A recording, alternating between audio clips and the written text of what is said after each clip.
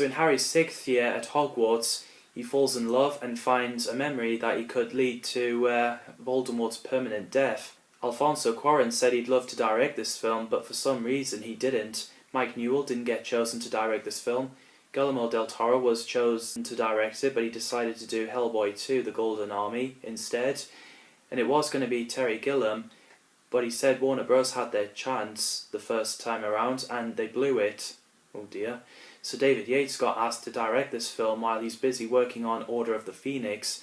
David describes The Half-Blood Prince as a cross between The Chills of Prisoner of Azkaban and the fantastical adventure of Goblet of Fire.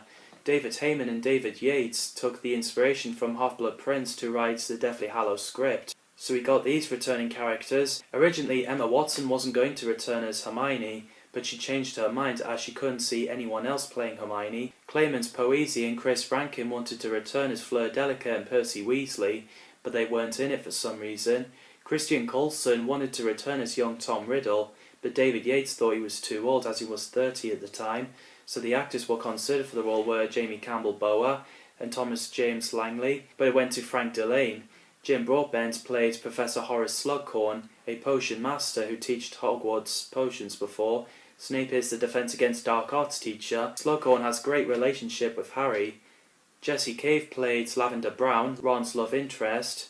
Anna Schaffer played Romilda Vane, who plans to give Harry a love potion because, well, he's the chosen one. Freddie Stromer played Cormac McLagan, who has a crush on Hermione, but the feelings isn't mutual. Rob Knox played Marcus Belby, a Ravenclaw student. Sadly, the actor is no longer with us as he got impaled protecting his brother from the gang, which is tragic. Ellen McCrory played Narcissa Malfoy, Draco's mum. I think Naomi Watts was considered for the role. David Legano played Fenry Greyback, who's a werewolf, and again there's fantastic casting here. There's fantastic opening with Death Eaters flying down to London, attacking muggles. The scene where Dumbledore uses his spell to fix Slughorn's house is pretty effective. I also found it amusing when Harry just landed in the water after being apparated. Is that an owl I heard? You haven't seen him, have you? Apparently he's wandering about the house. Really? Really? How much for this? 5 galleons. How much for me? 5 galleons. I'm your brother.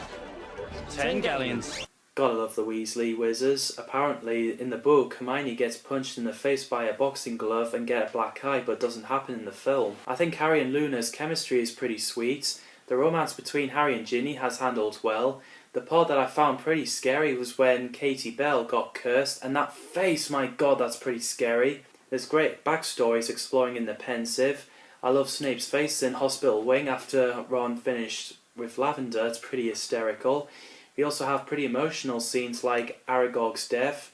Harry cast a spell on Draco, which gave him cuts all over his body. Dumbledore drinking the potion. One more, and then I promise. I promise I'll do what you say. I promise. The cave scene was pretty scary, and the most emotional scene has got to be Dumbledore's death.